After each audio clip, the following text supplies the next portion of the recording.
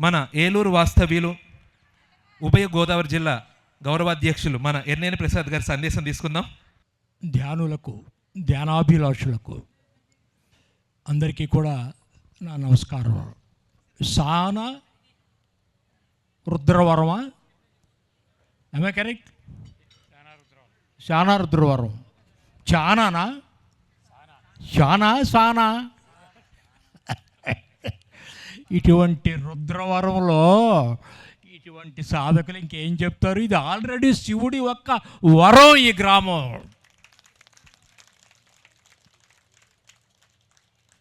ఈరోజు నామం సార్థకం మీద చెప్తున్నా. ఈ సాన పట్టాల బాగా సాన పడితే ఆడు శివుడు అవుతాడు. పేరే రుద్రవరం. అందులో బ్రహ్మవిహార పిరమిడ్ ధ్యాన కేంద్రం. ఏం అద్భుతం అండి! భోజనం చేస్తే కడుపు నిండుద్ది. ఇటువంటి కార్యక్రమాల్లో పాల్గొంటే సాధకులందరికీ ఆత్మ నిండిపోతుంది. పండగే పండగ. ఈరోజు ఈ గ్రామంలో చాలా అడ్వాన్స్గా వచ్చేసింది ఉగాది పండగ. ఒక కొత్త మలుపు, కొత్త సంవత్సరం. ఈ గ్రామంలోని ప్రజలకు, ఈ చుట్టుపక్కల గ్రామాల్లోకి ఒక గొప్ప మేలు కొలుపు ఇది. ప్రభాకరరావు గారు, ఆశా కిరణ్ వాళ్ళ నామాలు సార్థకమయ్యాయి ఈరోజు. కిరణ్ అంటే ఇదిగో మన నెత్తిన ఉన్నాడు మహానుభావుడు. అద్భుతమైన కిరణాలను ప్రసరిస్తున్నాడు. ఎవరైనా ప్రభాకరుడు. అలాగే మన నామాలు కూడా సార్థకం చేసుకుంటున్నామా? ఇది ఎవరికి వాళ్ళు ప్రశ్నలు వేసుకోవాలా? మనకు మంచి మంచి నామాలు పెడతారు మన తల్లిదండ్రులు. మన నామం సార్థకం అవుతుందా లేదా ఈ జన్మలో? మన పేరొకటి, ఊరొకటి, తీరొకటి. కానీ ఈ దంపతులు అద్భుతం. మేడ్ ఫర్ ఈచ్ అదర్ అంటే ఇదే. ఇదిగో నా పక్కన ఉన్నారు చూడండి, ఇద్దరు మేడ్ ఫర్ ఈచ్ అదర్. ఇదే సాధించడం అంటే, సాధన ద్వారా సాధించడం అంటే మన నామాల్ని సార్థకం చేసుకోవటం. మిత్రులారా, మర్చిపోవద్దు. మన అబ్బాయి పేరు గాంధీ, అటు పొద్దున్నే కడుగుతాడు బ్రాంతి. మన అమ్మాయి పేరు అనసూయ. అబ్బో, తోటికోడలను చూసినా, ఆడపడుచుని చూసినా ఎంత అసూయో.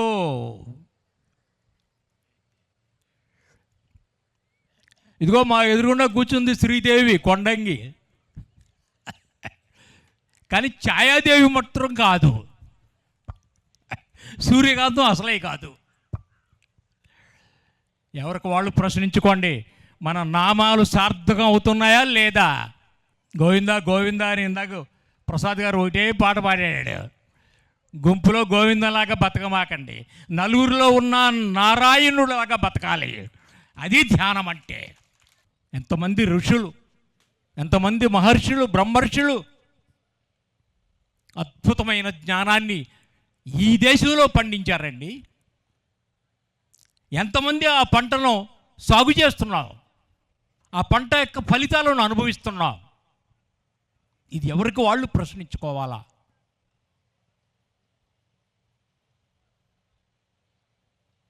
ఎప్పుడైతే మనం శ్వాసను గమనిస్తామో మన దేహాన్ని గమనిస్తాం, మన మనసును గమనిస్తాం, మన బుద్ధిని గమనిస్తాం. నేను ఆత్మనే, నేను పరమాత్మనే. కానీ తెలియని ఎవరికి? నా దేహానికి తెలియట్లా, నా మనసుకు తెలియట్లా, నా బుద్ధికి తెలియట్లా. మిత్రులారా, ఇదే అభయహస్తం. చిన్మయ ముద్ర, అభయహస్తం కాదు, చిన్మయ ముద్ర. ఈ మూడింటి కోసమే సాధన. ఎందుకంటే మనం ప్రాపంచికంగా ఈ ఆత్మకు, ఈ పరమాత్మకు ఈ మూడే మాధ్యమాలు, ఇవే మీడియాస్. ఈ పొల్యూట్ అయిపోతున్నాయి. ఎందుకని? మన చుట్టూ గంజాయి మొక్కలే. ఏం చెప్పాడు బ్రహ్మర్షి సుభాష్ పత్రిజీ? తులసి దళంలాగా జీవించండి అని చెప్పిన మహానుభావుడు బ్రహ్మర్షి సుభాష్ పత్రిజీ. మిత్రులారా, ఇందాక అనుభవాల్లో ఆశా కిరణ్ గారు చెప్పారు. కిరణ్ అద్భుతం. 2021లో ధ్యానంలోకి వచ్చానని చెప్పారు కదమ్మా. ఎస్, వితిన్ 3 yearsలో ఏదైతే మేము అందరూ చెబుదాం అనుకుంటున్నామో ఆవిడ చెప్పేశారు. ఇప్పుడు వచ్చే జనరేషన్ కూడా అలాగే వస్తున్నాయి. అద్భుతమైన వాతావరణం ఉంది మిత్రులారా ఈ కలియుగంలో. దీంట్లో ఉన్న లాభం ఇదే. ఆ కృతయుగం, త్రేతాయుగం, ద్వాపరయుగాల్లో సంవత్సరాలు జన్మలు సాధన చేస్తే వచ్చే లాభం కేవలం నిజాయితీగా, సిన్సియర్గా, ఈ మాట మర్చిపోవద్దు, చేసే 10 నిమిషాలైనా 10 గంటలైనా ధ్యానం శ్వాస మీద ధ్యాస అంటే శ్వాస మీద ధ్యాసే. అది నిజాయితీగా చేయండి. మనందరికీ తెలుసు, మన ప్రాపంచిక పరంగా నిజాయితీగా మనం ప్రాపంచికంగా మెసరటం లేదు, మనం అందరికీ తెలుసు. కానీ ఒక్కటి, ఈ సందర్భంగా అందరినీ కూడా, పండితుల్ని పామరుల్ని కూడా వాళ్ళ కాళ్ళు మొక్కి నమస్కరించి చెప్పుకుంటున్నా, ఇదొక్కటి నిజాయితీగా చెయ్యండి. శ్వాసగా రూపాంతరం చెందండి తల్లులారా, తండ్రులారా. శ్వాసే ప్రాణము కనుక, ప్రాణమే జీవము కనుక, జీవమే విశ్వము కనుక, ఈ విశ్వమే దైవము కనుక. So we are all gods. మనమే దివ్యాత్మ స్వరూపాలు, కానీ మనమే అడ్డుపడుతున్నాం ఈ మూడింటితో. We are living in the body, దేహంలో జీవిస్తున్నాం, కానీ దేహమే మనము కాదు మిత్రులారా. ఇంటిలో ఉంటున్నాం, ఇల్లే మనమా? ఒంటిలో ఉంటున్నాం, ఒళ్ళేనేనా? ఏమిటి దీనికి నాకు సంబంధం? Just I'm living in the body, but I'm not body. నేను దేహాన్ని కానే కాదు. ఇది పై వస్త్రము, ఇది లోన వస్త్రము, అంతే తేడా. భగవద్గీత చదవండి దయ ఉంచి. ఒక గొప్ప యోగీశ్వరుడైన వ్యాసుడి చేత అద్భుతమైన కృష్ణుడి పాత్ర చేత చెప్పబడినది. ఎంతమంది ఇళ్లలో ది సోకాల్డ్ హిందువులు అంటారు, ఎంతమంది ఇళ్లలో భగవద్గీత ఉన్నది, ఎంతమంది చదువుతున్నారు? ఎవరికి వాళ్ళు వేసుకోవాలి ఈ ప్రశ్న. రామాయణాలు మారచ్చు, మహాభారతాలు మారచ్చు, జీసస్ గురించినే మారచ్చు, ప్రవక్త గురించి కూడా మారిపోతున్నాయి. కానీ భగవద్గీత మారలేదు కూడా మిత్రులారా, మర్చిపోవద్దు ఈ మాట. ఎందుకంటే అది అద్భుతమైన శ్లోకాలతో చెప్పబడి, ఊరికే చెప్తాడా వ్యాసుడు? ఊరికే చెప్తాడా కృష్ణుడు? ఊరికే చెప్తాడా రాముడు? ఊరికే చెప్పాడా వాల్మీకి ఆ కథ? ఏం చేసి చెప్పాడు వాల్మీకి? ఒక ఆటవికుడు, కోయవాడు, అక్షరముక్క జ్ఞానము లేనివాడు, వాడు రత్నాకరుడు, వాడి అసలు పేరు. ధ్యానం చేసి వాల్మీకి అయ్యాడమ్మా. వాల్మీకి అంటే పుట్ట కట్టేసింది. ఒక బ్రహ్మర్షి సుభాష్ పత్రిజీ లాంటి మహానుభావుల యొక్క మాట మీద విశ్వాసంతో కూర్చుండిపోయాడు అంతే. ఎలా కూర్చుండిపోయాడు? మట్టిలో మట్టి అయిపోయాడు, చెట్టులో చెట్టు అయిపోయాడు, పుట్టలో పుట్ట అయిపోయాడమ్మా. అది ధ్యానం అంటే. అటువంటి ధ్యానం చేయండి, ఏం పోదు, ప్రాణం పోదు. పిఎస్ఎస్ మూమెంట్ గ్యారంటీ ఇస్తుంది. ధ్యానం చేస్తూ చచ్చినాడు ఎవడన్నా ఉన్నాడా? ధ్యానం చేసి చచ్చిన వాళ్ళని బ్రతికించిన ఎందరో మహానుభావులు, వాళ్ళందరికీ మీ క్లాప్స్. చదువుతున్నాం, చూస్తున్నాం, సినిమాలు కూడా చూస్తున్నాం, ఇవే కథలు. సో మరొక్కసారి ఈ దంపతులకు మరి ఇంతటి చక్కటి మా బోటి వాళ్ళందరికీ ఆత్మపరమైన ఆకలి తీర్చినందుకు మరొక్కసారి వాళ్ళందరికీ కృతజ్ఞతలు. మరొక్కసారి మనం అందరం కూడా తప్పకుండా, ఎందుకంటే ఇదిగో మాకు ఎదురుగుండా ఉన్నాడు బాస్ వెంకటేశ్వరరావు గారు. ఆ రోజుల్లో ఈ చుట్టుపక్కల గ్రామాలన్నీ తిప్పాడు. ఇదేంట్రా బాబు ఇక్కడ ఇవన్నీ చేపలు తింటున్నారా వీళ్ళు?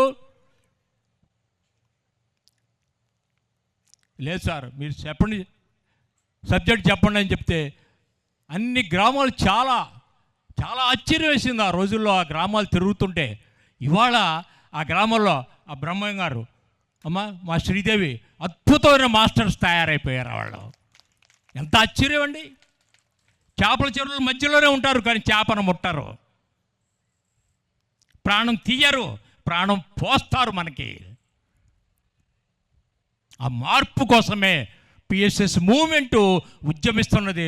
బ్రహ్మశ్రీ పత్రిజీ 42 సంవత్సరాల అలుపెరుగని పరిశ్రమ పరిపూర్ణత ఎక్కడ చేతులు చాపుతుందో అక్కడ పత్రిజీ ఉంటాడు.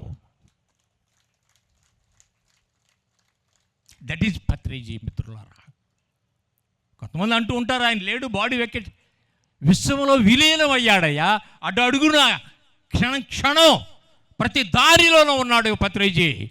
ఈ కార్యక్రమాన్ని అందరినీ విధంగా వీక్షణం చేస్తున్నాడు పిఎంసి చేసినట్టు.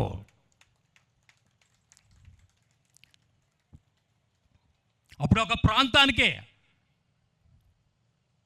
ఒక భూమి మీదే ఆయన అద్భుతంగా ఈ కార్యక్రమాలను ముందుకు తీసుకెళ్ళాడు.